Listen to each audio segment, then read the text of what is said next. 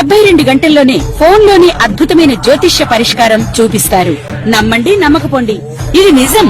శ్మశాన కాళి రుద్ర చౌడీదేవి ఆరాధకులు నంబర్ 1 వశీకరణ స్పెషలిస్ట్.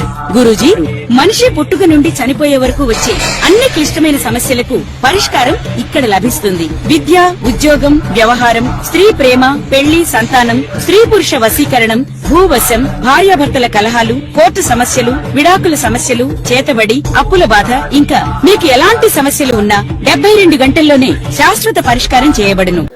శ్రీ గురుభ్యో నమః. శ్రీ మహాగణాధిపతయ నమః. శ్రీ మహాసరస్వత్యై నమః. హరి ఓం శ్రీమాత్రే నమః. మనకు ఈ విశ్వావసునామ సంవత్సరంలో ముఖ్యంగా శని మార్చి 29న మీనరాశిలో సంచారం జరిగింది. ఈ 29వ తారీఖు సంచారం జరిగిన తర్వాత మళ్ళీ వక్రగమనంతో రేపు జూలై 13వ తారీఖు నుంచి మనకు వక్రగమనంలో శని సంచారం చేస్తున్నారు. ఇలా వక్రగమనం సంచారం జరుగుతున్న సమయానికి ముందరే, అంటే ఇంకొక నెల ఉండంగానే మనకు అనేక వైపరీత్యాలు జరిగాయి. దానిలో అంతర్భాగంగా విమానయాన ప్రమాదము, అట్లానే విపరీతమైనటువంటి జన నష్టము, ప్రాణ నష్టము, యుద్ధ భీతులు జరుగుతున్నాయి. అంటే ఎప్పుడైనా శని వక్రగమనం జరిగినా లేదా శని ఇంకో రాశించి మారుతున్నప్పుడు సమయంలో కనీసంగా ఆయన ఇంపాక్ట్ అనేది ఒక 6 నెలలు 3 నెలలు ముందర నుంచే ప్రారంభమవుతుంది. మినిమం 6 నెలలు కానీ 3 నెలల ముందు నుంచి ప్రారంభమవుతుంది. వ్యక్తిగత జాతకంలోనైనా కూడా తన యొక్క జన్మ జాతకంలో అయినా కనీసం ఒక 3 నెలల నుంచే ప్రారంభమవుతుంది. అట్లాగే మనకు ఈ రాబోయేటువంటి జూలై మాసంలో ఈ యొక్క 13వ తారీఖు ఏదైతే వక్రగమనం ప్రారంభమవుతుందో శని, ఈ వక్రగమనం వల్ల కొన్ని రాశుల వారికి శుభము, కొన్ని రాశులకు అశుభము, కొన్ని రాశుల మధ్యస్థ ఫలితాలు ఉన్నాయి.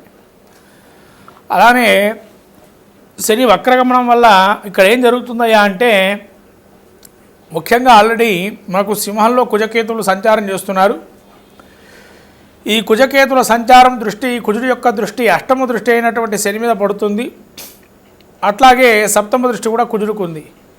ఇక్కడ మళ్ళీ కూడా మనం చూసుకోవాల్సినటువంటి ఆస్పెక్ట్ ఇంకోటి ఏముండా దృష్టి అంటే రాహుకేతులు ఇద్దరు కూడా మారారు మనకు మార్చిలో. అంటే రాహు కూడా కుంభరాశిలో సంచారం జరుగుతుంది. రాహు దగ్గరగా శని ప్రవేశిస్తున్నాడు మళ్ళీ వెనక్కి. అంటే వర్కమాగ్రహంలో శని యొక్క డిగ్రీలు ఎక్కడో దగ్గరున్న డిగ్రీలోకి వెళ్తున్నాడు. అంటే రాహుకి దగ్గరగా ఉన్న డిగ్రీలకు మళ్ళీ ప్రవేశిస్తున్నాడు. ఇలా ఎన్ని నెలలు ఉందంటే నవంబర్ 28వ తారీఖు వరకు ఉంది. అంటే దాదాపు మనకు ఒక 6 నెలల కాలం అనుకోండి. ఇలా 6 నెలల నుంచి 5 నెలల కాలంలో 5 నెలల కాలం ఉంటుంది. ఈ 5 నెలల కాలంలో మనకు వక్రగమనం వల్ల కొన్ని రాశులకి శుభఫలితాలు మళ్ళీ ప్రారంభమవుతున్నాయి పునః. అంటే అవేమేం రాశులు, వాటి ప్రభావాలు ఏంటి, మళ్ళీ యొక్క కుజుడి యొక్క దృష్టి శని మీద పడటం, లేదా శని యొక్క దృష్టి పరస్పర వీక్షణ, ఏదైతే శని కుజులు పరస్పర వీక్షణ ఉందో ఇక్కడ అది కూడా కొంత మంచి చెడు ఫలితాలకు సంకేతంగా. ముఖ్యంగా వాహన ప్రమాదాలు, యుద్ధ బేరీలు ఎక్కువగా ఉండే ప్రయత్నపూర్వకంగా జరిగే అవకాశాలు ఉన్నాయి. అట్లానే దక్షిణాది దేశాలకి అరిష్టంగా చెప్పబడింది. అట్లానే ఉత్తర ప్రాంతాల్లో ఉండే దేశాలకి ఇవి అరిష్ట యోగంగా చెప్పబడింది. కాబట్టి ఇటువంటి దేశాలు ఏవైతే ఉన్నాయో దక్షిణ ఉత్తర దేశాలకి ఇటువంటి వైపరీత్యాలు అనేకం జరిగి మళ్ళీ ప్రాణ నష్టము, జన నష్టము, అట్లనే ఆస్తి నష్టాలు ప్రత్యేకంగా జరిగే అవకాశాలు ఉన్నాయి. కాబట్టి చాలా జాగ్రత్తగా ఈ వక్రగమనం అనేటువంటి శని ఏదైతే ఉందో కొంతమందికి ఆరోగ్య నష్టము, కొందరు ధన నష్టము, కొందరు ప్రాణ సంకటము, కొంతమందికి మంచి శుభయోగాలు కూడా జరుగుతాయి. శుభయోగం ఏం జరుగుతుందయ్యా, చెడు అయితే చెప్పారు. శుభాలు ఏంటంటే నూతనమైనటువంటి కార్యక్రమాలు ఏవైతే ఉంటాయో స్థిరాస్తి వివాదాలు కానీ, భూ తగాదాలు కానీ, భూ సమస్యలు కానీ, సెటిల్మెంట్స్ కార్యక్రమాలు కానీ, తర్వాత వీటికి సంబంధించి ఏవైతే ఉంటాయో అవన్నీ సఫలీకృతమయ్యే అవకాశాలు ఉన్నాయి. అంటే భూ సమస్యలు పరిష్కారం అవుతాయి.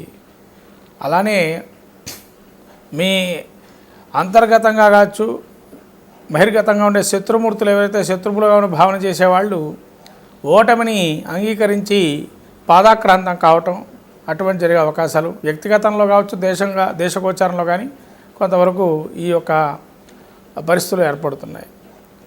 అట్లానే విమాన ప్రమాదాలు మీకు ఏవైతే జరిగినాయో అది లోగడ వీడియో మనం కొన్ని వీడియోలు ఏవైతే ఉన్నాయో నేను చేసిన ఉగాది సంబంధించినవి దానిలో చెప్పబడింది కూడా చిరకాల ప్రత్యర్థితో మనం పోట్లాటలు ఏవైతే ఉన్నాయో అవి జరుగుతాయని చెప్పి అట్లనే విమానయాన సంబంధమైన ప్రమాదాలు ఎక్కువగా జరుగుతాయని ఇది మార్చి నెలలోనే మార్చికి పూర్వం మార్చి నెలలో మనం చెప్పబడింది. శని రాహువులు ఒకటే రాశిలో సంచారం చేస్తున్నప్పుడు ఇలా వైమానిక ప్రమాదాలు ఇవన్నీ జరుగుతాయని చెప్పి ఇది జరగటానికి ఉన్న కారణం ఏంటంటే రాహు శని వాయు ప్రమాదాలు ఎక్కువ జరిగే అవకాశాలు ఉంటాయని మాకు గురువులు విద్యాబోధన చేసేటువంటి వారు ఆ సమయంలో మాకు చెప్పబడింది. కాబట్టి ఇవాళ అది జ్ఞప్తికి వచ్చి ఆ యొక్క పరిజ్ఞానం మేరకు శని రాహువుల యొక్క వైమానిక వాయు ప్రమాదాలు ఉంటాయని చెప్పి చెప్పబడింది. అలానే వాయు కాలుష్యం వల్ల కొందరికి అనారోగ్య సూచనలు కూడా వచ్చాయి.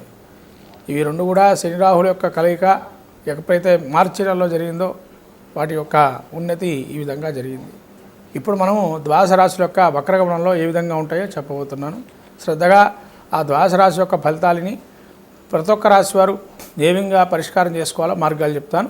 ద్వాదశ రాశి వారి యొక్క ఫలితాలు చెప్పబోతున్నాను, శ్రద్ధగా వినండి. శ్రీ గురుభ్యో నమః. శ్రీ మహాగణాధిపతయ నమః. శ్రీ మహాసరస్వత్యై నమః. హరి ఓం. శ్రీమాత్రే నమః. వక్రగమనం, శని యొక్క వక్రగమనం ఏ విధంగా ఉంటుంది? ఈ యొక్క కుంభరాశి వారికి ఆల్రెడీ కుంభంలో రాహు ఉన్నాడు, సప్తమంలో కుజకేతులు ఉన్నారు. మరి ఈ యొక్క వక్రగమనం వల్ల శని యొక్క బాధలు ఏ విధంగా ఉండబోతాయి అంటే మళ్ళీ ఇదివరకు ఎట్లయితే కుంభంలో జన్మంలో శని ఉన్నాడో ఆ విధంగా మళ్ళీ కూడా కొన్ని ఇబ్బందులు కలిగే అవకాశం 5 నెలల పాటు కూడా. అయినా కూడా వీళ్ళకి గురువు యొక్క యోగాన్ని నవమస్థానాన్ని చూస్తున్నాడు కాబట్టి అంతగా ఫలితాలు ఉండవు, కొద్దిగా తగ్గించుంటాయి. కానీ రాహు ఫలితాలు ఉన్నాయి కాబట్టి ముఖ్యంగా వీళ్ళు వాహనాలు నడిపేటప్పుడు కానీ వాహనాలు నడిపించేటువంటి శస్త్రచికిత్స కానీ యంత్ర పరికరాలు వాడేటువంటి కార్మికులు కానీ బాగా శ్రమ చేసేటువంటి విధానంగా యంత్రాలతో కూడుకున్నటువంటి వృత్తి చేసేవారు కానీ జాగ్రత్తగా ఉండాలి. అట్లనే వైమానిక ప్రమాదాల్లో ఇబ్బందులు కోల్పోయేటువంటి విమానయానంలో పనిచేసేవారు చాలా జాగ్రత్తగా ఉండాలి. అట్లానే వీళ్ళకి ఏ విధంగా ఇబ్బందులు వస్తాయి అంటే తేజోహ నిర్భతి భ్రంశో మనపీడ భయం తదహ అపకీర్తియు మిమ్మల్ని చెడ్డవారిగా సూచించే అవకాశం ఉంటుంది. 10 మంది పొగిడేవారు తిట్టేసే విధానంగా ఉంటుంది. చంచల బుద్ధి, ఇప్పుడు ఆలోచించే విధానం రేపు ఉండదు, రేపిచ్చే ఆలోచన విధానం ఎల్లుండి ఉండదు. అట్లా బుద్ధి కుశలతతో వ్యవహరించరు. ఇవాళ రేపు ఆలోచనలు మారుతూ ఉంటాయి. మనోవిచారం భయం రోగం, అట్లానే మనస్సులో చింతన భావన, రోగము భయము, ఏదో జరుగుతుందేమో ఒక భయము, అనిశ్చితిగా ఉండడం. అంతే వ్యాపారం కావచ్చు, వృత్తిరీత్యా కావచ్చు, రాజకీయ రంగంలో ఉండవచ్చు, అన్ని రంగాల వరకు అనిశ్చితిగా ఏర్పడే అవకాశం.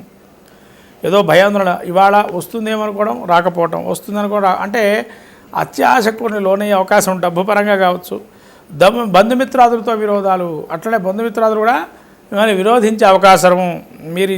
మీరు ఏ పని చేసినా అంతవరకే ఉంటుంది అని అట్లా దుఃఖింపబట్టము, నిత్యము వ్యాకులతో ఉండడం, ఏదో జరిగిపోతుందేమో భయంతో వ్యాకులత చెందడం, మనసులో స్థాపంగా ఉండడం. ఈ విధంగా కొంతవరకు కుంభరాశి వారికి శని రాహుల కలయిక ఉంది కాబట్టి ఈ విధానమైనటువంటి స్థితి చూస్తే చాలా ఇబ్బందికరమైంది. అట్లనే వీళ్ళకి నిత్యం కూడా సుబ్రహ్మణ్య స్వామి, గణపతి, చండీ, సప్తశతి పారాయణం కానీ శ్రీచక్రార్చన కానీ ఈ విధంగా చేసుకోవడం వల్ల మంచి ఫలితాలు ఉంటాయి. రుద్రం అట్లనే అఘోర పాశుపత హోమం చేసుకోవడం వల్ల ఇటువంటి దుష్పరిణామాల నుంచి బయటపడతారు. అలానే వీళ్ళు శనివారం రోజున ఉపవాసం చేసి సాయంత్రం సమయంలో పార్థివలింగానికి యథావిధిగా శని యొక్క తైలాభిషేకం ఏ విధంగా ఉంటుందో అట్లా తైలాభిషేకం శివుడికి కాలభైరుని లింగంలో ఆవాహన చేసి పూజ చేసుకోవడం వల్ల కుంభరాశి వరకు చాలా మంచి ఫలితాలు వస్తాయి. ఈ విధంగా శ్రీమాత్రిని విధంగా చేసుకొని మంచి ఫలితాలు సూచిస్తాం. శ్రీమాత్రి మొత్తం మీద ద్వాదశ రాశుల ఫలితాలు చూసినట్టయితే శని వక్రగమనం వల్ల ఏ రాశుల వారికి బాగున్నాయంటే ధనుస్సు రాశి వారికి యోగప్రదంగా ఉంది. అలానే మేషరాశి వారికి యోగప్రదంగా ఉంది. అలానే కన్యారాశి వారికి యోగప్రదంగా ఉంది. ఈ విధంగా ఈ 3 రాశుల వారికి చాలా యోగాన్ని ఇస్తున్నాడు శని. ఈ 3 రాశుల వారి శని వక్రగమనం అద్భుతంగా యోగిస్తుంది. కాబట్టి ఈ 3 రాశుల వారు చాలా అద్భుతంగా ఉంటుంది. ఎవరైనా అవయోగాలు ఉన్నవారు తిరునల్లార క్షేత్రం కుంభకోణంలో శనిక్క క్షేత్రానికి వెళ్ళి అభిషేకం చేసుకోవటం, అట్లానే మనకి శని సింగనాపూర్ కానీ మనకు దగ్గరలో ఉండే శనేశ్వర దేవాలయాలు అనేకం ఉన్నాయి. వాటిలో అభిషేకాలు నిత్యం కూడా చేసుకోవటం, ప్రతి వారం కానీ ప్రదక్షిణాలు చేయటం, అలానే శని భగవానుడికి నువ్వులు దానం చేయటం, ఆ విధంగా నువ్వులు ఆయనకి ఇష్టమైనటువంటి నువ్వుల పదార్థాలు భోజనంలో పెట్టడం, అలాగే వస్త్రాలని దానం చేయటం, సేవకా వృత్తిలో ఉండేటువంటి వారికి కొంత మీ వంతు సహాయం చేయటం, ఎవరైనా సేవకులుగా పనిచేస్తున్నారు మీ యొక్క ఆర్గనైజేషన్లో అంటే వాళ్ళకి ఏదైనా మనం సహాయం చేయటం, అట్లానే నిత్యము కూడా ఇల్లంతా క్లీన్గా ఉండటం, అంటే నీట్గా పెట్టాలి. అశుభ్రతంగా ఉంటే శని తాండవిస్తాడు అని అంటారు. అట్లనే ఇనుప ముక్కలు కానీ ఇనుమ సామాన్లు పనికిరాని ఉంటే అవి తీసేయటం, ఇవన్నీ చేస్తే శని ప్రీతిగా బాగుంటుంది. అంటే పాత సామాన్లు లాంటివి ఏవైతున్నాయో అవన్నీ కూడా తీసేయాలి. స్క్రాప్ లాగా ఉండే సామాన్లు తీసేస్తే కూడా శని యోగప్రదంగా మారతాడు. కాబట్టి అలానే మీ దగ్గర ఉండే నవగ్రహ దేవాలయాలకు వెళ్ళి దేవాలయంలో స్వామివారికి అర్చన చేసుకోవడం, అభిషేకం చేసుకొని ప్రదక్షిణాలు చేయటం, లేదా మీరేమైనా హోమాలు నవగ్రహ హోమాలు లాంటివి చేసుకోవటం, లేదా అఘోర పాశుపతం కానీ తైలాభిషేకం చేయడం కానీ, ప్రదోషకాలంలో శివుడికి అభిషేకం చేయటం కానీ, విష్ణు సహస్రనామ పారాయణ చేయటం కానీ, వెంకటస్వామికి తులసిమాల సమర్పణ చేయటం కానీ, బిల్వదళాలతో శనేశ్వరుని ఆరాధన చేయటం కానీ, ఇవన్నీ చేస్తే కనుక శనేశ్వరుడి ప్రీతికి చాలా అద్భుతంగా రాణిస్తారు. ఇవన్నీ చేసుకోండి. ద్వాదశ రాశి వాళ్ళు రాబోయే 5 నెలల పాటు ఆ యొక్క ప్రకృతి వైపరీత్యాలు కానీ లేదా దుష్పరిణామాలు ఏవైతే ఉన్నాయో ప్రాణ నష్టం, ఆస్తి నష్టం, ధన నష్టం లాంటివి జరిగే అవకాశాలు ఉంటాయి. అవన్నీ కూడా నష్టం మనం ఎంతవరకు కూడా మానవాళికి ఉపయోగ విధంగా ఉండాలి, కానీ మానవాళికి కొన్ని వ్యతిరేకంగా మనం చేసేటువంటి క్రియలే ఉంటాయి. ఎందుకంటే మనం చెట్లు సరిగ్గా పెంచటం లేదు, వాటి వల్ల ప్రకృతి వైపరీత్యాలు రావటం, మానవ తప్పిదాలు కూడా కొన్ని ఉండటం, ఇవన్నీ కూడా సహజంగా ఆ యొక్క కలియుగ పురుషుడు యొక్క ప్రభావంతో జరుగుతుంటాయి. కాబట్టి ఇవన్నీ కూడా మనం ఏదైనా అర్చన, అభిషేకాదులు, హోమాదులతోని ఏం చేయగలుగుతామయ్యా, ఇన్ని చేసినా మాకు ఇంతే అనుకున్నా కూడా ఎప్పుడు భయపడకండి. ఇవి చేసుకోవటం వల్ల రాబోయే విపత్తుల నుంచి మీరు కొంతవరకు బయటపడే అవకాశం ఉంటుంది. అది గమనించండి. అందరూ కూడా భక్తులందరూ కూడా భగవద్భక్తులుగా ఉండేటువంటి వారు నిత్యం కూడా భగవంతుని ఆరాధన చేసేవారు గుర్తుపెట్టుకోండి. ఇవాళ చేస్తున్న ఆరాధనలు మీకు అక్కరకు రాకపోయినా రాబోయే విపత్తుల నుంచి కాపాడటానికి ఆ పూజలే మిమ్మల్ని కాపాడుతాయని చెప్పి భగవంతుడు ఈ పూజాధికాలు హోమాలు ఎందుకు పెట్టారు అంటే రాబోయే విపత్తుల నుంచి బయటపడటానికి ఒక విధంగా మార్గం అయితే, ఇప్పుడు అనుభవిస్తున్న జన్మ ఏదైతే ఉందో అది పూర్వజన్మ కృతం సంచిత పాపంగా ఉంటుంది. దాన్ని నిలవరించడానికి వచ్చే జన్మను ఉత్తమ గతులు పొందటానికి ఇక్కడి నుంచి పాపాన్ని నశింపజేసి ఇక్కడ పుణ్యం తీసుకొని మళ్ళీ నెక్స్ట్ జన్మలో పాపాన్ని కానీ పుణ్యాన్ని కానీ అదే విధంగా తీసుకెళ్ళటం జరుగుతుంది. కాబట్టి ఇవన్నీ కూడా మనకు గత జన్మలో మనిషి 7 జన్మలు అనుభవిస్తాడంటారు జాతక చక్రంలో. ఆ 7 జన్మలు అనుభవించిన తర్వాత కానీ ఈ మానవ జన్మ నుంచి బయటపడరు. 7 జన్మలు మానవుడిగా పుట్టాల్సిందని మనకు జ్యోతిష్శాస్త్రం కూడా చెప్పబడుతుంది. అందుకనే మనుషుల పోయిన మనుషులు 7 ఉంటారంటారు. ఇక్కడ కాకపోయినా ఇంకో చోట్ల బతుకుతూ ఉంటారు. ఆ 7 ఏదైతే ఉంటుందో ఆ 7 యొక్క స్థితిని మనం చూసుకొని తద్వారా జన్మ, అనుజన్మ, పూర్వజన్మ అనేవి ఉంటాయి.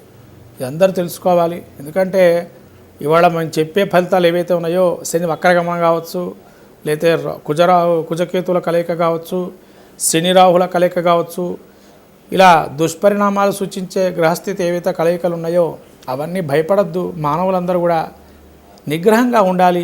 జీవితంలో కష్టాలు సహజంగా ఉంటాయి, వాటిని జీవించి జయించడమే మానవాళికి జ్ఞానాన్ని ఇచ్చేదని గురువు ఉపదేశం చెప్తున్న సాక్షాత్ ఆ కృష్ణుడు చెప్పాడు అర్జునుడికి గీతాపదేశం. అట్లానే ఈ విధంగా మానవ జీవితంలో కష్టాలు సహజం, వాటిని జీవించి నిగ్రహించి నిలబడటమే జీవితంలో ఒక రహస్యం. ఇది గమనించి ఈ పరిహార మార్గాలను ఎంచుకొని తద్వారా అందరూ కూడా శుభంగా ఉండాలని కోరుకుంటూ శ్రీమాత్రే నమః.